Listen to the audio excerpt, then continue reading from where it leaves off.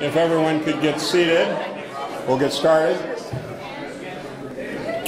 Welcome to the 9th town meeting of Reinventing Stamford. I'm Kip Bergstrom, for those of you who don't know me. The future starts in Stamford.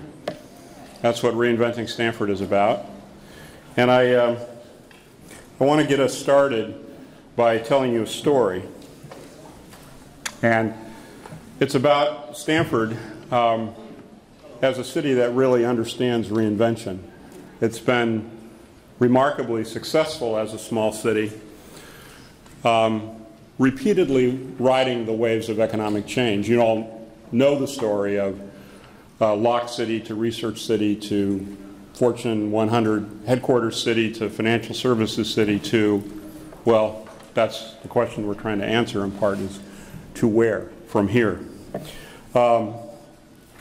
It went from a business community a bedroom community over the last 50 years or so to a vibrant business satellite to New York City in its own right. And you know, a little over 50 years ago, I guess almost, 60 years now, the borough of Stamford and the town of Stamford merged to become the city of Stamford. So Stamford has been its own suburb. And the consequence of that is it's a place where folks of a variety of incomes and ages in the life cycle can all find a place to live. So it's a more diverse city than most of the other cities its size in Connecticut.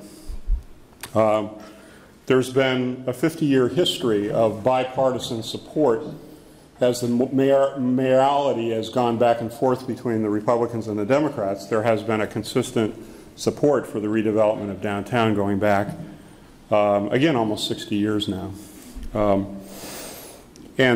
The focus of that has been to concentrate growth in a compact, transit-accessible downtown. So we're poised for a future of high gas prices in a way that most other cities are not. We've placed consistently a high value on diversity. Very early on, this community decided that it was going to pursue school integration voluntarily and at a standard about twice as strict as the state's. More recently, it discovered that really wasn't enough, that integrated kids at the school level but not at the classroom level, and is now deep into breaking the tracking system so that we have integration at the classroom level. Probably one of the first places in the country to really take that on in the significant way that we are.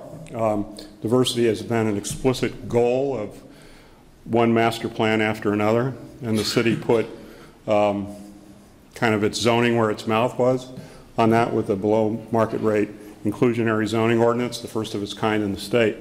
So diversity isn't talk, it's walked here. Again, because of bipartisan leadership, both by mayors and by the management of the police department, and a commitment to community policing, we're one of the safest cities of our size in the country.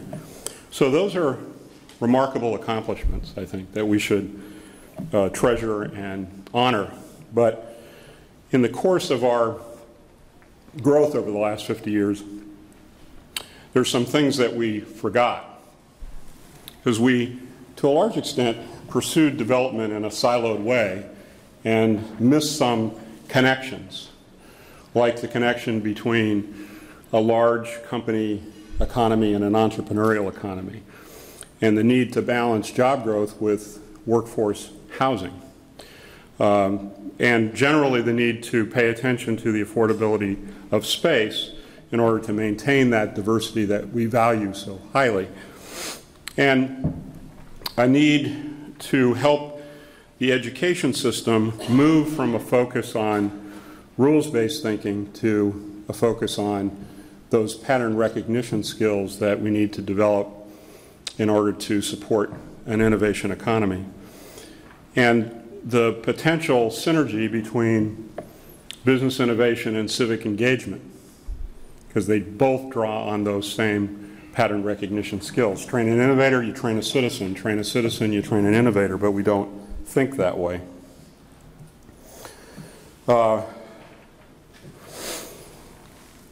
There's a need for private development to more appropriately frame and enhance the public realm. I think there wasn't early on a whole lot of focus on the public realm, the space between the buildings. And it's suffered, its quality suffered for a lack of that over the last 20 years, and increasingly there's been more and more of a focus on the public realm, but we can go much further than we have. And as part of that, the need for a better balance between cars and pedestrians. When we made that first shift from Lock City to City of Research, the tagline on the bottom of the city sign was "always a place to park." And I think it got into our DNA a little bit too much. And we have become, to some extent, slaves of the car. We need to take back some of the public realm for the pedestrian. The role of our local transit systems in leveraging this amazing regional asset of commuter rail and intercity rail that we sit next to, having the busiest station on the Metro North system after Grand Central, you know, one express stop from New York. But you have to leverage that with how you build out the local transit system. We sort of forgot that piece. And in general, and, you know, many of these are not unique to Stamford. There are problems that cities large and small around the country and around the world face, particularly this next one, which is the need to balance the human network to enhance and protect the natural system rather than to compete with it and diminish it. So as a result, employment in Stamford is too concentrated in large companies and financial services, putting us at risk when those segments of the economy take a downturn, as has happened just recently. Downtown is too one-dimensional as a business center. It's not enough of a neighborhood. There's a lack of affordable housing, and that makes it very difficult for new workers and new families to find a place in Stamford. And that's our future. We cut that off at our peril. Schools, I think, to a large extent, operate in a bubble, disconnected from those of us in the community that could help develop those innovation skills. And as a consequence, they're not producing enough graduates to create the next economy. Again, this isn't a problem unique to Stamford, but it's a problem that we in Stamford need to deal with. And generally, too heavy a carbon footprint and a lack of attention in general to climate change, particularly as a waterfront city. The potential threat of sea level rise is not an abstraction for us. It's a real threat, and in how we address it, also an opportunity. So that's kind of where we've been.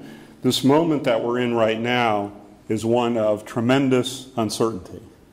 I mean, I would say the only thing we can be certain about is that things are very uncertain and are getting more so.